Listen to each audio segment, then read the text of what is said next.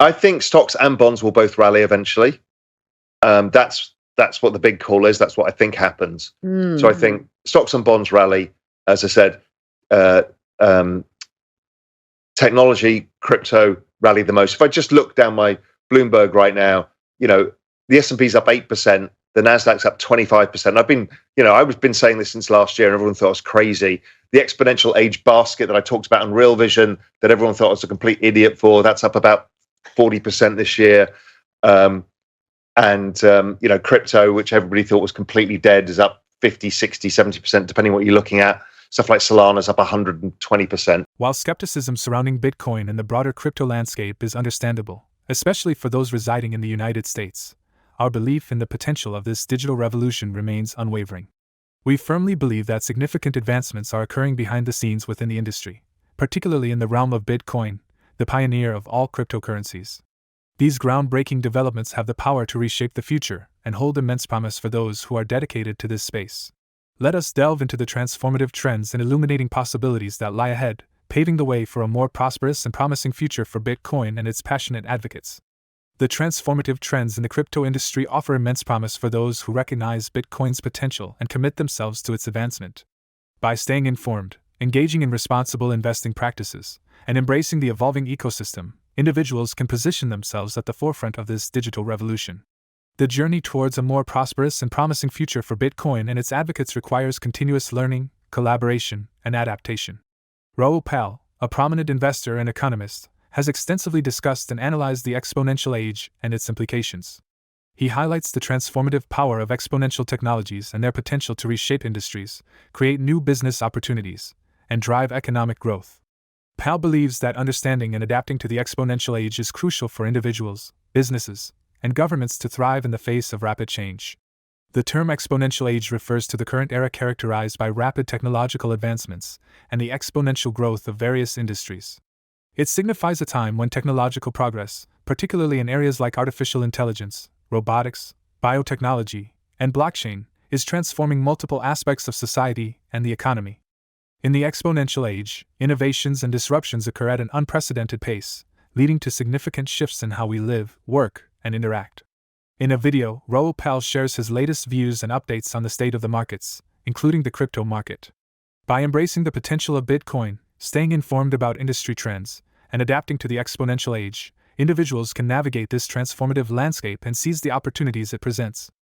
Please take a moment to like this video, subscribe to the channel, and don't forget to drop your comment and observations in the comment section below.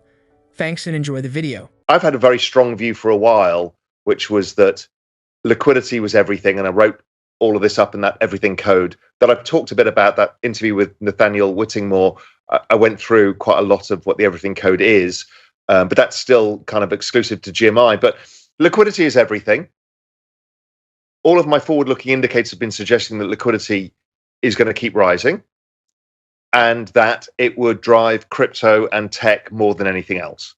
And that's basically been the story of the year so far. And I think that continues. And that's confused a lot of people. The one trade that's confused me is the bond trade, and that's confused a lot of people. Bond yields should have fallen by now, and they still haven't.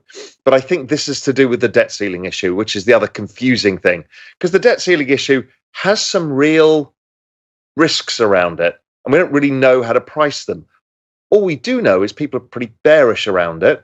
And I think that's reasonable too, to have hedged around it, because we don't know what can happen. But the chances are that anything that causes a paralysis of financial markets will lead to that expression I always use, more cowbell, more stimulus to come. So I'm going to run through a couple of charts very quickly, just to show some of the things that are on my radar screen so people can think about. So this is the Global Macro Investor Weekly Liquidity Index. That's basically around the G5 central bank balance sheets. That we have our Financial Conditions Index, which is based around the dollar rates and a whole bunch of other stuff, which leads this, as does ISM.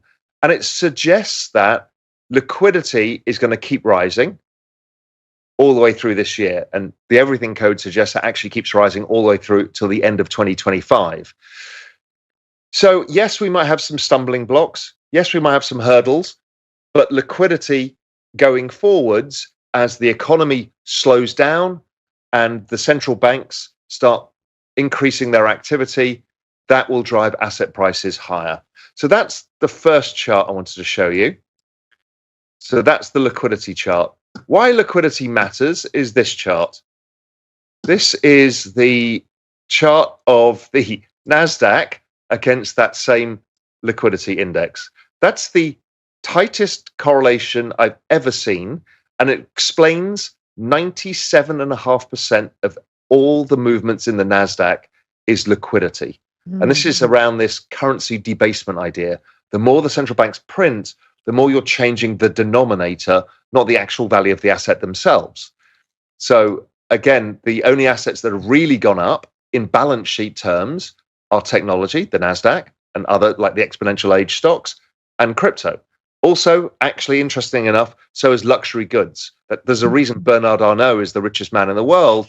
It's because what does he sell? He sells scarcity, right? In a world where you're devaluing the denominator, scarce things go up more in price. So Bernard Arnault's balance sheet, his bank account goes up every week. So that's another chart for you to show.